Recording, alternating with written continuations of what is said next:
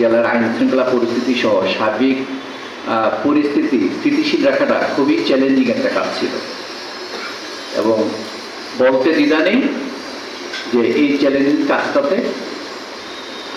আমাদের বিএনপি সভাপতি সাহেব সহ ওনার দলের নেতৃকর্মী এবং জামাতে ইসলামী তারা যদি আমাকে এই ধরনের সহযোগিতা না করতেন তাহলে আমার মনে হয় না যে এই জেলার শান্তি শৃঙ্খলা পরিস্থিতি এত সুন্দর থাকবে। আপনারা একটু খোঁজ নিয়ে দেখবেন যে পাশের জেলাগুলোতে সেই জেলাগুলোতেও আমাদের এখানে মাঝে মধ্যেই দাবি আদায়ের জন্য আমাদের ইসলামী সংগঠনগুলা, অন্যান্য সংগঠনগুলা, ছাত্র সংগঠনগুলা, শ্রমিক সংগঠনগুলো রাস্তাতে আসেন, কিন্তু প্রতিটা ঘটনায় কিন্তু আমাদের খুবই শৃঙ্খলিত হয়। আমরা শুনি নাই যে এখানে কোনো ধরনের বিশৃঙ্খলা ঘটেছে। আপনি এইটাও জানেন যে হঠাৎ করে ইসকনকে কেন্দ্র করে সারা বাংলাদেশে একটা ঝামেলা তৈরি হয়েছে, কিন্তু এই চাঁদপুরে কিন্তু কিছুই হয় নাই।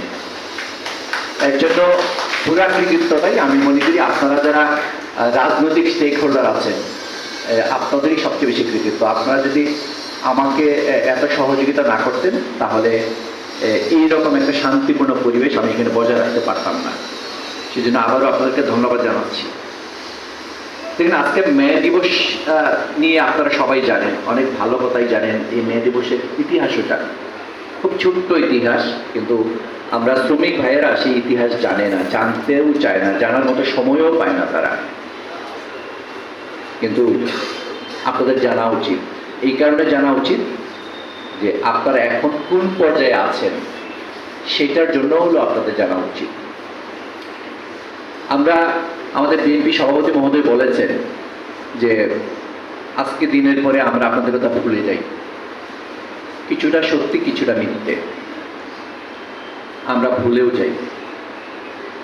শ্রমিকদেরকে নিয়ে আজকে যেরকম আমি চেষ্টা করেছি যে এই আমরা সবসময় স্টেজটাতে সব হাই অফিসিয়ালরা বসে, কিন্তু আমরা চেষ্টা করেছি যারা শ্রমিক সংগঠনের নেতা বা যারা শ্রমিক তাদেরকে এখানে নিয়ে আসতে, কারণ আজকে মে দিবস, শ্রমিকদের কথাই আমার শুনতে হবে।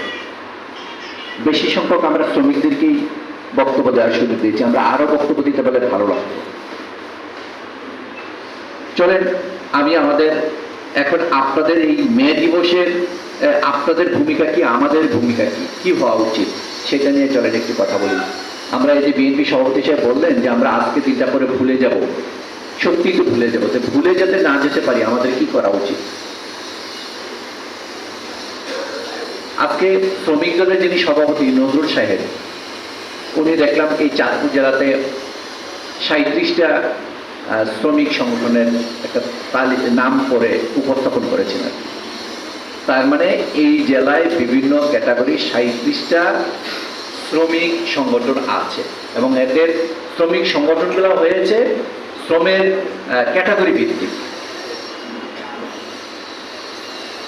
আমরা কি কেউ কখনো এই শ্রমিক সংগঠনগুলোর সাথে বসেছি, কথা বলেছি যে আপনারা যে কাজ করছেন আপনাদের কি সমস্যা, আমরা কি করতে পারি? দেখেন, আজকের দিবসটার নাম কিন্তু শুধু মে দিবস না, জাতীয় পেশাগত স্বাস্থ্য এবং সেফটি দিবস। মানে এই যে সেফটি, এই সেফটিটা কি?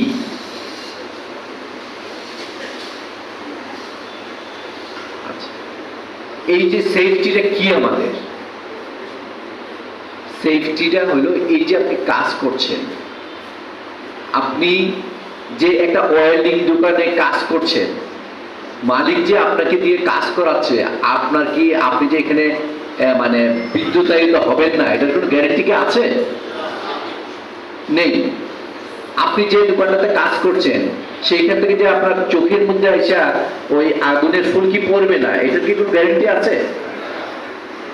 এই যে আপনারা যারা শ্রমিক আছেন বিভিন্ন সংগঠনে, যারা সারাদিন কাজ করেন, আমি কি করি, এখানকার অনেকেই আছে সকালে চিন্তা করে আজকে ফরিদগঞ্জ যাবে, সে তার মতো রেডি হয়ে চলে আসে। আপনি যে ফরিদগঞ্জ যাবেন আপনার কিন্তু কোনো ভেহিকেল নাই, আছে? আপনি নিশ্চিন্ত, আপনি টেনশনলেস। এই যে আপনি ফরিদগঞ্জে যাবেন, আপনাকে ফরিদগঞ্জে যাওয়ার ব্যবস্থা কে করেছে? এই শ্রমিক করেছে। আপনার টেনশনলেস ছাড়াই আপনাকে সে সার্ভিসটা দিচ্ছে।